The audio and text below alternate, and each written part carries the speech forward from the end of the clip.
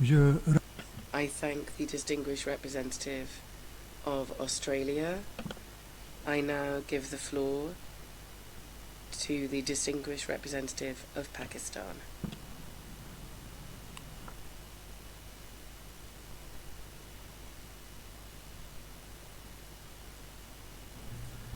Mr. President, thank you for convening today's meeting following the use of veto by a permanent member of the Security Council on 22nd December 2023.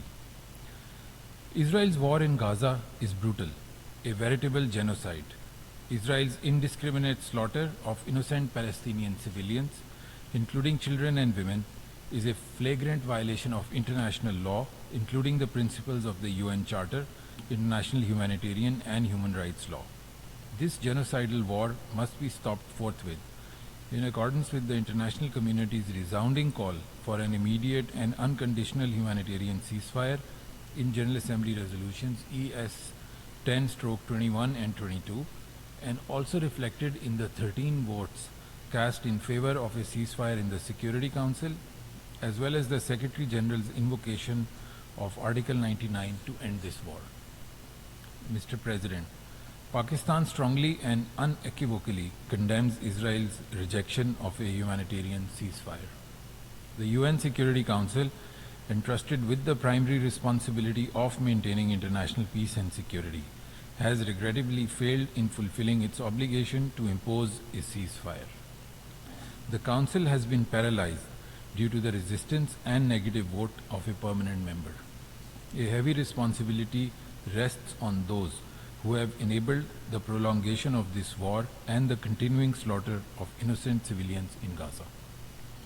This latest exercise of the veto reinforces our conviction that the reform of the Security Council should not add more permanent members to its composition. Mr. President, the failure to halt the Israeli war poses an imminent risk of escalation that could engulf the entire region. Pakistan therefore reiterates its call for an immediate and unconditional ceasefire. Beyond the imperative of an immediate and humanitarian sustainable ceasefire, we must ensure the provision of adequate humanitarian assistance to the besieged population of Gaza. The right to life and dignity must not be sacrificed at the altar of geopolitical interests. Mr. President, Israel's refusal to stop the slaughter and impede the supply of humanitarian assistance, coupled with forced displacements in Gaza, represent blatant violations of established international law. There must be consequences and accountability for such criminal actions that we have been witnessing for far too long in occupied Palestine. Pakistan welcomes South Africa's initiative to bring Israel's transgressions under the Genocide Convention to the International Court of Justice. Pakistan also looks forward to the advisory opinion of the ICJ on the legal consequences arising from the policies and practices of Israel in the occupied Palestinian territory, including East Jerusalem. Mr. President, the root cause of this crisis lies in Israel's prolonged occupation and denial of Palestinians' inalienable right to self-determination.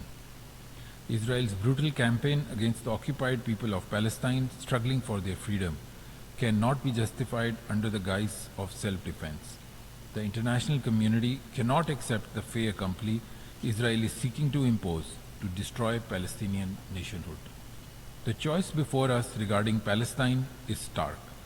Engage in a determined and sustained diplomatic endeavor to implement the two-state solution, or bear witness to the ongoing genocide perpetrated by extremist Israeli leaders with the tacit or explicit support of some foreign political leaders. Indeed, there is no choice. We must work collectively to prevent the genocide in Palestine, achieve a two-state solution, and establish a secure, viable, contiguous, and sovereign state of Palestine on the basis of the pre-June 1967 borders with Al-Quds al-Sharif as its capital. I thank you. Je remercie le I thank the distinguished representative of Pakistan. I now give the floor